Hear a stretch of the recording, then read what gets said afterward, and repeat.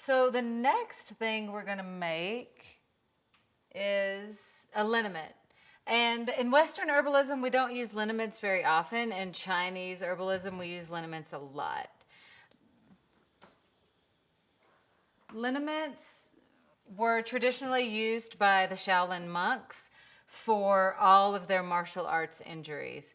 So with a liniment, instead of using an oil, we're using either an alcohol or a witch hazel extract. And what that does is right when it touches the body, it becomes immediately absorbed into the skin. So it immediately absorbs into sprains, strains, muscle tension, anything like that. Whereas an oil, we really have to massage into the skin. A liniment is just immediately absorbed into. So the liniment we're going to make today is with white oak bark. White oak bark was used as one of our first derivatives of aspirin. From salicylic acid, we get aspirin, and we find salicylic acid in poplars and willows and things like that. So again, we use our 1:4 ratio, so 100 grams of herb to about 400 mils of liquid.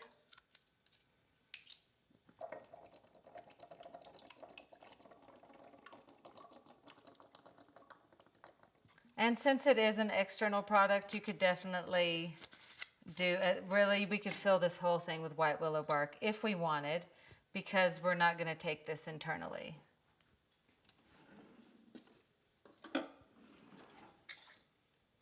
And then same with the tincture, we want to have muslin or cheesecloth in between our lid and our infusion. And then we just shake. And again, 2, 4, 6 weeks, your choice, in a cool, dark location and always labeled.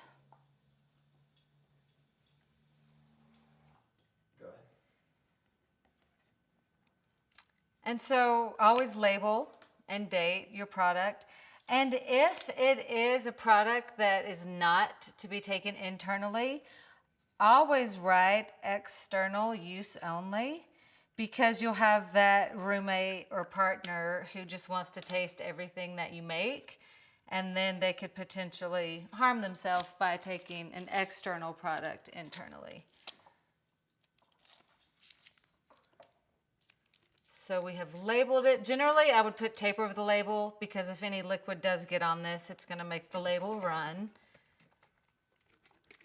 And then after your soaking time, you strain just like you strained everything else. With the same muslin cheesecloth, make sure all the plant matter's out of it with something like witch hazel. It's not going to mold easily, so you don't have to worry about it.